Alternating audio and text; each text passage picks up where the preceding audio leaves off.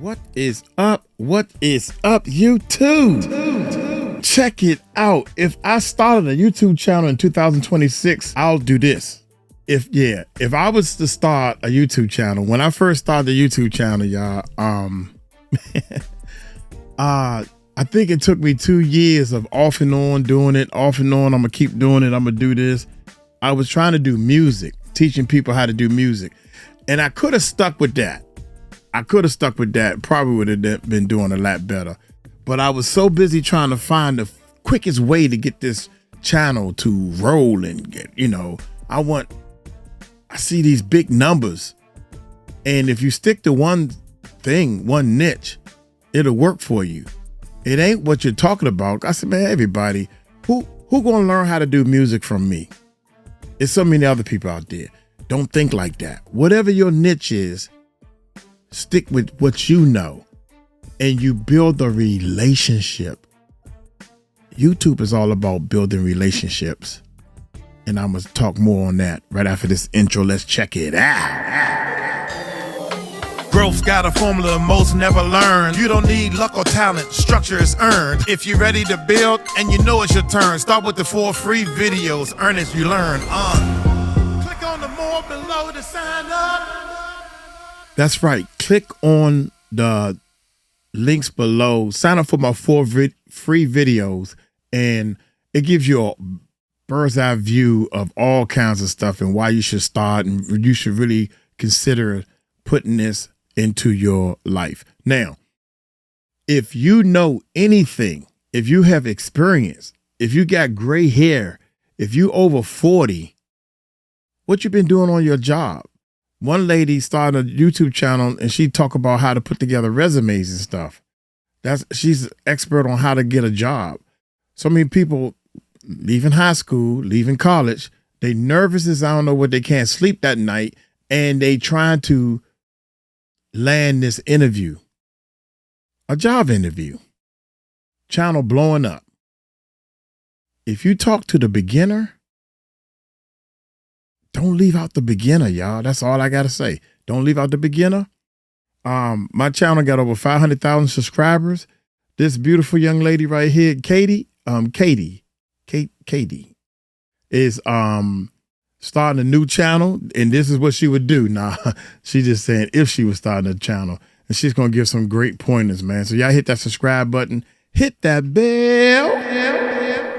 Let's check this bad boy out. If I was going to start a brand new YouTube channel in 2026, knowing everything that I know now after being a full-time content creator for 5 years, there are 3 really significant things that I would do differently in order to save time, make more money, and feel less frustrated with. You know what I like? I can see the difference in her lifestyle from when she first started trying and now where she's at now. I can see the difference. And I'm mad because I started with all this. All this is the same. Only thing different is that plaque back there. That's the only thing that's different. Here we go. The YouTube growth process. I'm sorry. And in this video, I really don't want to focus on that I would do different. Let's start all over. If I was going to start a brand new YouTube channel in 2026, knowing everything that I know now after being a full-time content creator for 5 years, there are 3 really significant things that I would do differently in order to save time, make more money, and feel less frustrated with the YouTube growth process. And in this video, I really don't want to focus on the beginner basics of YouTube growth, because I feel like if you're watching my channel, you already understand the importance of posting consistently and designing clickable thumbnails and all of that stuff. Instead, I want to talk about some specific adjustments that you can make to your mindset and approach on YouTube so that you can be strategic and really see some growth in 2026. When it comes to big picture strategy on YouTube, there are really 2 main approaches: the artist and the entrepreneur. Of course, as with any binary in life, there is a lot of gray area and nuance in between these 2. But I think it can be really informative to figure out which you align with most, because it's really going to impact how you make your videos and how you make your money. Speaking of which, let's talk about the business models. Basically, entrepreneur creators are using YouTube to find their customers. They're going to be using their videos to generate traffic to their website where they can sell their digital products, physical products, or services. This can honestly work in so many different industries, but one really great example that I stumbled upon recently is a channel called Space Rex. He has really helpful videos on NASs, which are basically file storage systems, buying guides for which NAS to get, how to set them up, but his business outside of YouTube is actually setting up data storage systems for businesses. And he offers online consultations as well if you want to set up your own NAS. So you can see how his channel works perfectly as a traffic engine to find people on YouTube, build trust with them through the expertise he shows in his videos, and ultimately sell them on his services or his consultations. While yes, many of these creators will probably have AdSense set up, they might do some affiliate sales and the odd brand deal, usually that is not going to be the primary way they make their money. It's going to be through their own products and services. Now, on the other hand, artists use YouTube to, of course, express themselves and their creativity, and through that, they're able to find an audience of fans. And through those fans' attention and support, they're able to find ways to monetize their content and ultimately create more of it. Most of the people that you think of as influencers are going to fall into this category. Income streams like brand deals, affiliate marketing, AdSense, and sometimes Patreon enable artist creators to fund their life while they continue to post their content. Now, like I was saying before, there can be a lot of blend and gray area between these two categories, right? Because you're probably already thinking of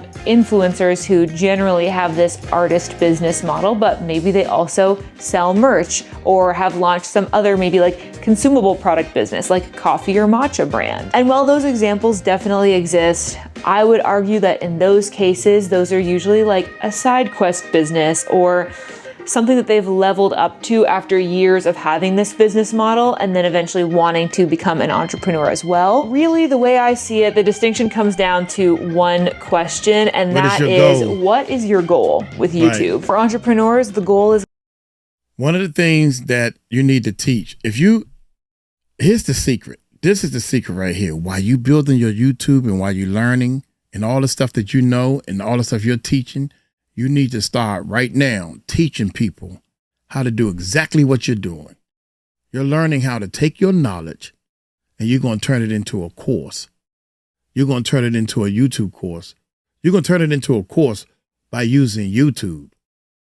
If your knowledge is all about, working on cars, you're doing all that, and then you want to build a course to show people how to work on cars and what tools to buy, get deep nitty gritty into your course.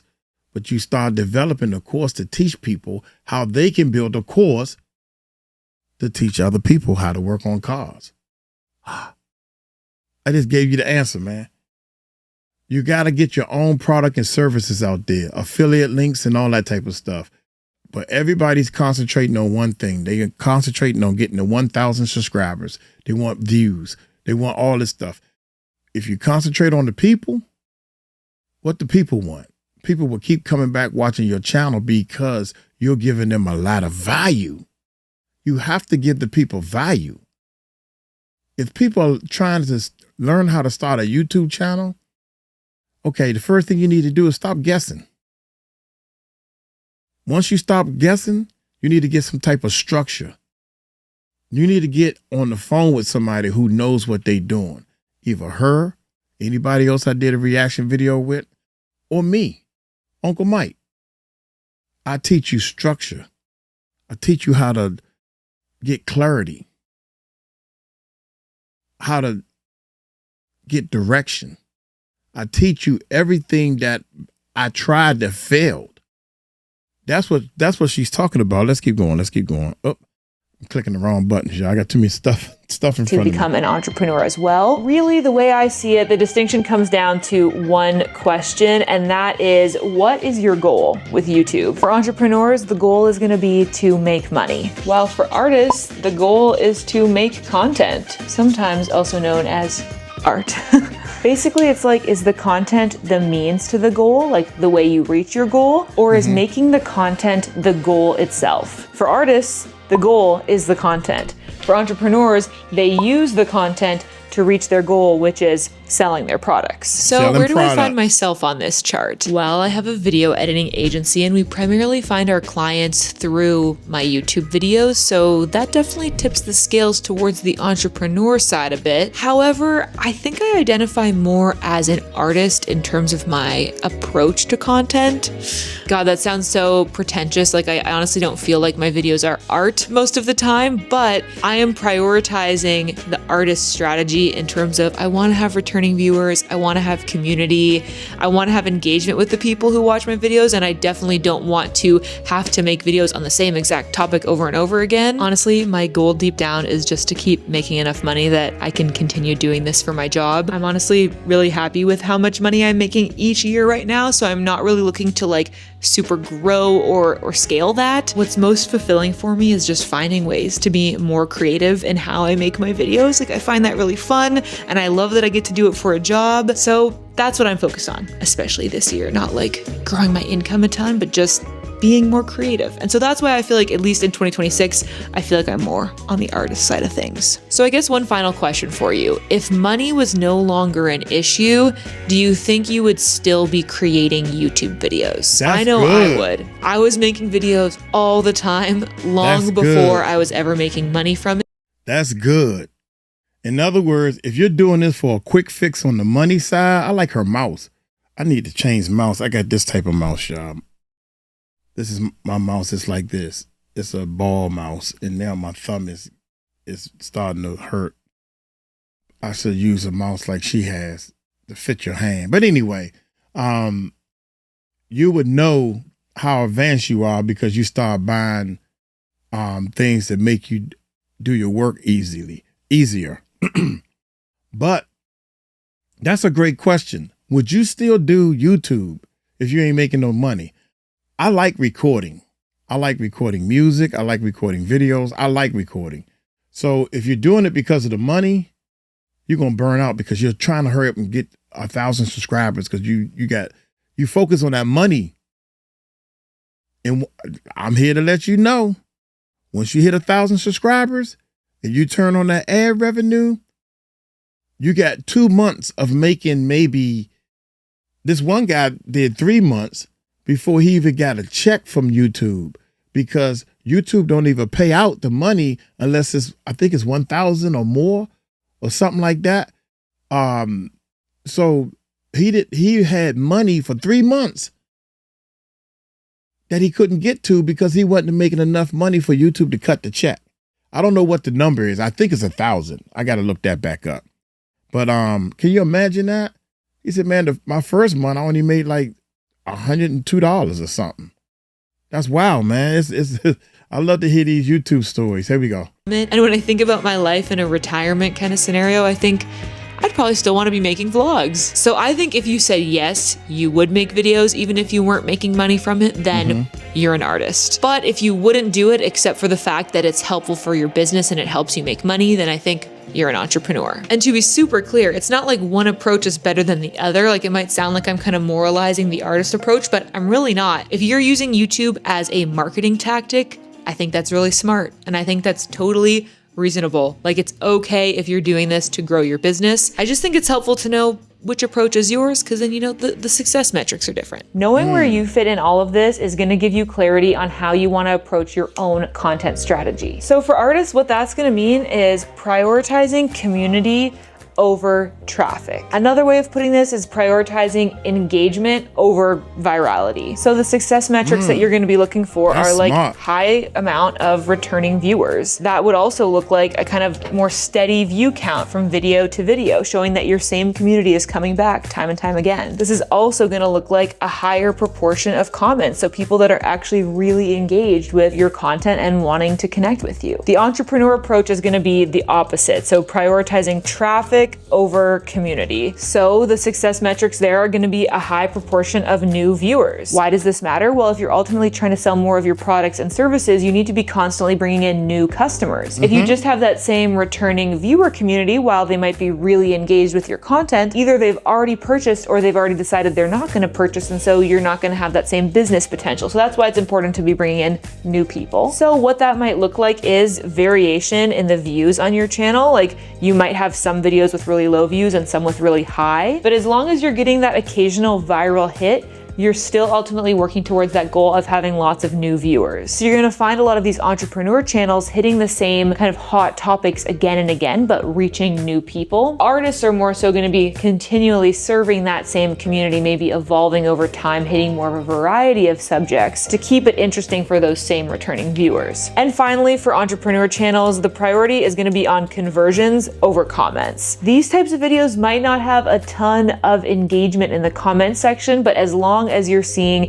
that conversion rate from viewers heading over to your website and actually making those purchases, that's what's gonna matter to you most as an entrepreneur. So I'm really curious to know, let me know in the comments which you feel you're more aligned with, an artist or an entrepreneur. I'll be really curious to see what the split is, but yeah, you can see how depending on the approach, you're gonna care about really different things, and therefore you're gonna craft your content in a pretty different way. So yeah, let me know, artist or entrepreneur. Whether you're an artist creator or an entrepreneur creator, there is always gonna be some business component to this, because everybody's gotta make a living, right? One significant part of that monetization strategy is going to be having a website. And I know that might sound intimidating, but trust me, it's not.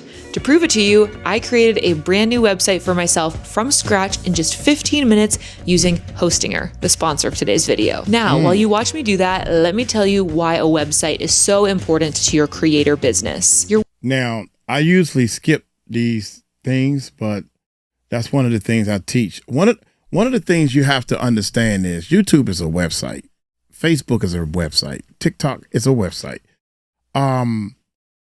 You want to bring your business, you want to bring your own website. We have a website. Our course is built on our website. I'm teaching people how to build a website. Do you know how much it costs to start a website? Now, this is a tool that's going to cost more, but you can get your domain name for $12 a year, something like $24 a year. This is the average price, no more than $30 a year. And that's it. Everything else is free.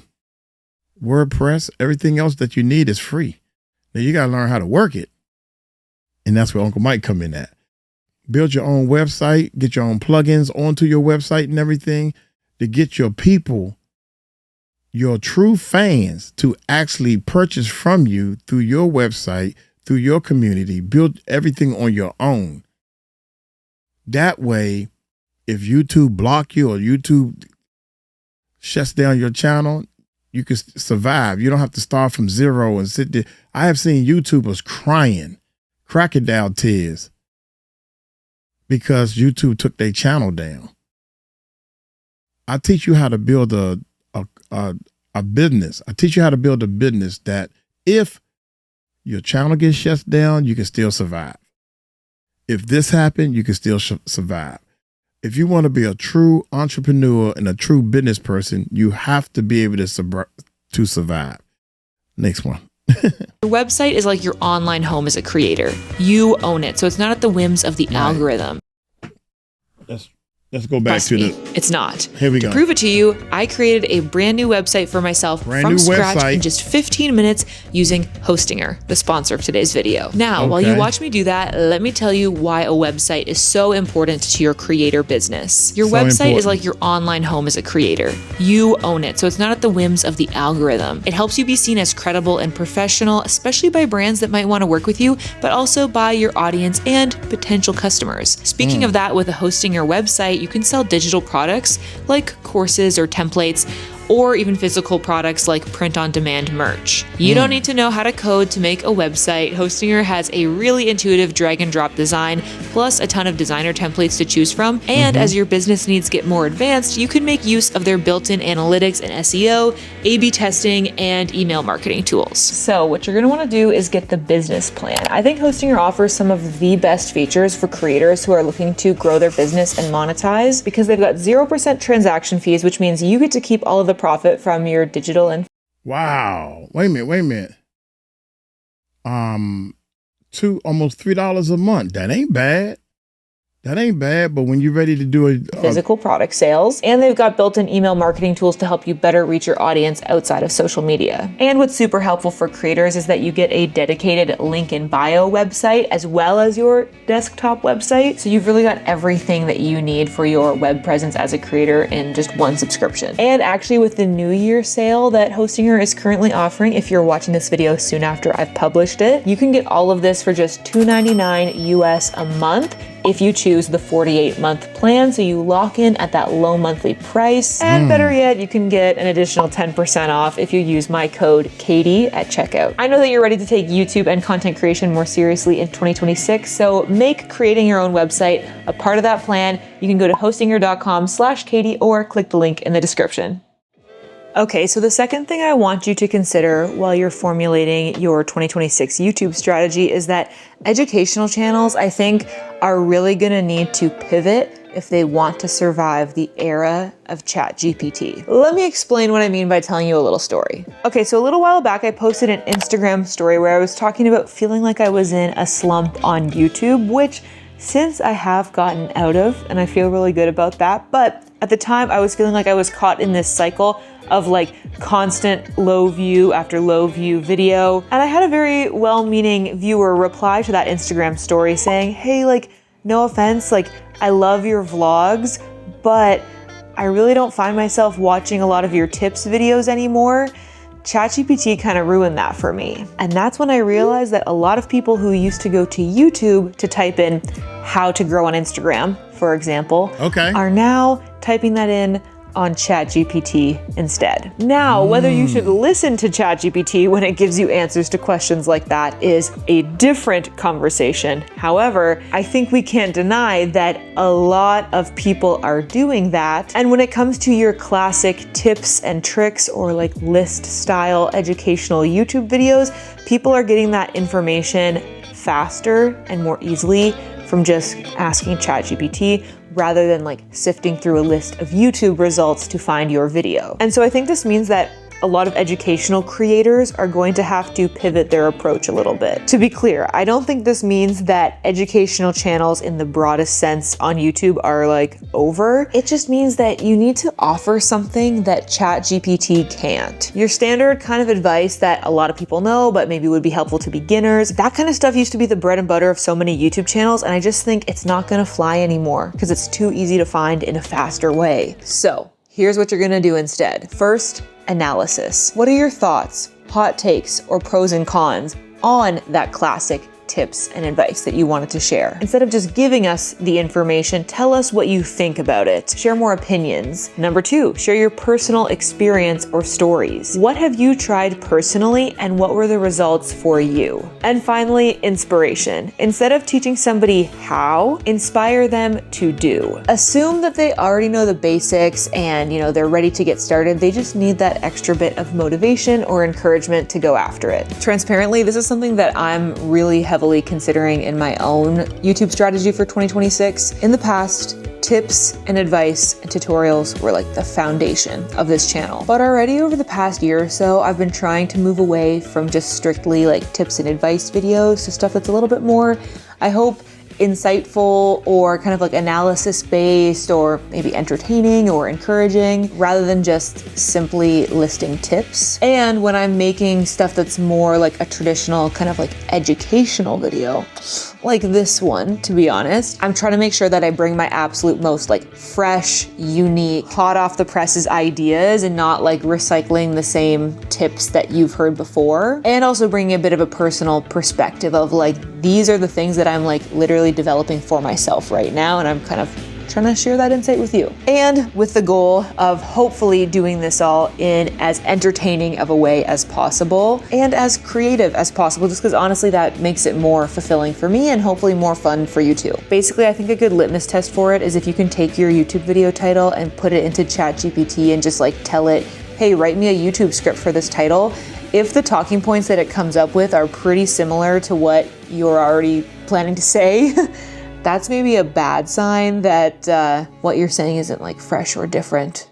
enough. Moral of the story is, I think as much as we need to be aware that we are competing with TikTok in terms of how entertaining and attention grabbing we need to be, we also need to be aware that as YouTubers, we're competing with ChatGPT in terms of like the information or education we can provide. So just keep that in mind as you're crafting your content if you want it to be competitive in the 2026 YouTube landscape. The hardest part about making YouTube videos is coming up with good ideas, especially considering the level that we need to operate on now. Like the basic ideas that used to do big numbers back in 2022 are just not cutting it anymore. No matter your niche or target audience, you need to have fresh and clever ideas. You need to package them in an enticing way, and ultimately you need to be entertaining. Because look guys, we're competing against TikTok and brain rot. We absolutely need to bring our A game. So something that I've been doing lately to help me come up with more interesting video ideas is something that I've been calling the Frankenstein video formula. In the past, my ideation process was linear. I would come up with a video concept, write a title for it, and then develop the thumbnail design. The problem with that was I would often get attached to a concept, come up with its title, film the whole video, and then by the time I got to the thumbnail phase, I was so attached to the idea that I really wanted to do it, even though I didn't have a strong thumbnail. Basically, it was the sunk cost fallacy. I felt like, oh, I've already put so much work into this, I should just go ahead and post it. But what this ended up leading to was posting videos with less than great thumbnails, which of course meant I wasn't getting the views that I wanted. Instead, with the Frankenstein video formula, you generate completely separate lists of ideas for your titles, your video concepts, and your thumbnails. Then when you plan your video, you pick things off each list and basically stitch it together into one video. This is the Frankenstein part, get it? Hopefully this metaphor makes sense. And you get your little Frankenstein video, right? How cute. This way you've got good quality components in each of these categories from the very start, rather than like starting with a title and then trying to come up with a thumbnail for it just to make it work so that you can get it posted. So let me show you a sample of how this works. So here's a list of my potential title ideas. These are basically phrases that I think are catchy or would be enticing to my audience. And honestly, because of the way they're written, a lot of these could be paired with different concepts depending on the direction I want to take with the video. It's not like they'd end up being clickbait, it's just that there could be several different meanings to them. So that's why it kind of works with this method. Okay, so then I have my list of concepts. These are general ideas that I think would make interesting YouTube videos, stuff that I've been reflecting on lately, things that I want to talk about that I think would be valuable to my audience. You can see I've not worded these in any kind of a interesting way. It's more descriptive. So like this is not going to work as a title on its own, but it's a concept that I could include in a video with a title like one of these. Okay, and finally we have thumbnails. So you can see this is obviously not like a list of images, it's actually taglines. Quick aside here, I'm finding that the thumbnails that perform the best lately are ones that have these short, witty, like clever little taglines on them in text. I think the approach really used to be driving curiosity, like having like a blurred image or a big question mark or like a kind of like Kevin McAllister face on the thumbnail. But I think in 2026, the more strategic approach is almost making your thumbnail a bit of like a meme or a joke. And I think that really draws people in because it kind of proves to them that, you know, you're smart, you're funny, you're clever.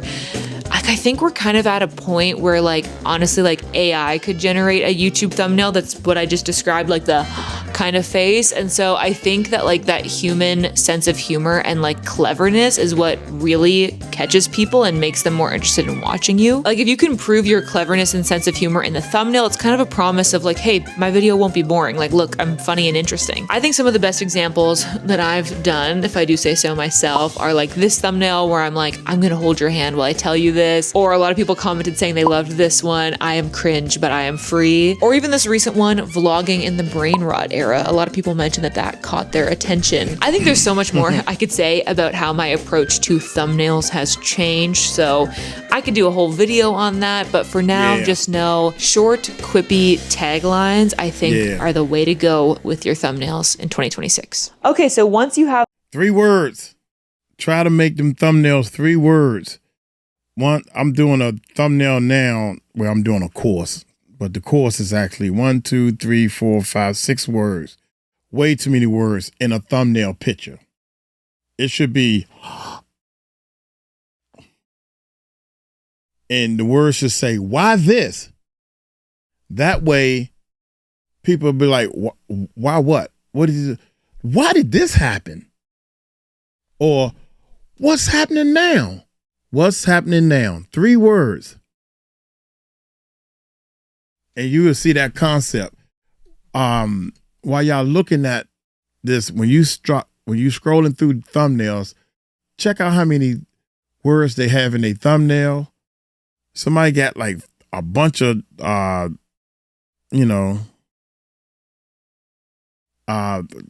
story short, people have a bunch of thumbnails up. Click on one that got 3 words on it. Look at their channel, see how their channel doing. Somebody got a lot of words in their thumbnail. Click on that and look at their channel, see how their channel doing.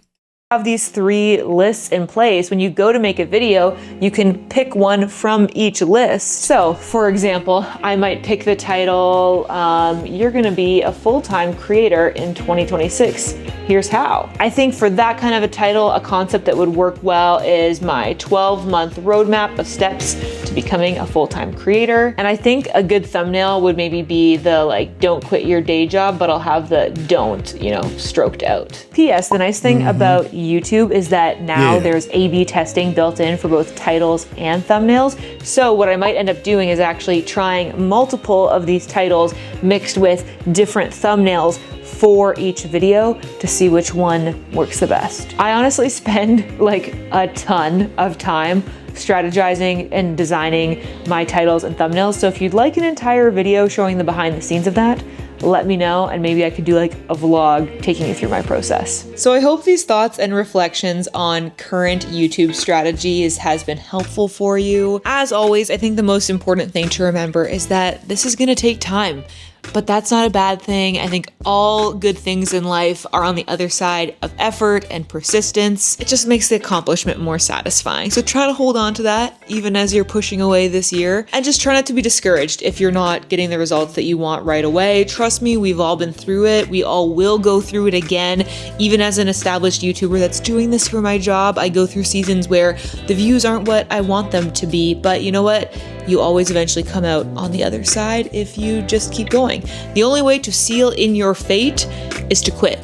As long as you keep going, you keep the possibility alive that you will grow. Also, just wanted to let you know, if you're feeling overwhelmed with the prospect of editing all of these videos, you can come work with my team. You can come work with the editor that edits my YouTube videos. I have a small agency, it's called Creatorly Media, of all female video editors, and we work with creators like you to help you stay consistent, make the best videos possible, and not get burnt out. So I will leave the link in the description. It's creatorlymedia.com. If you want to check it out, we'd love to work with you and edit your videos. Trust me, I can tell you from personal experience, it is such a weight off your shoulders to have somebody on your team helping you out and getting those videos edited.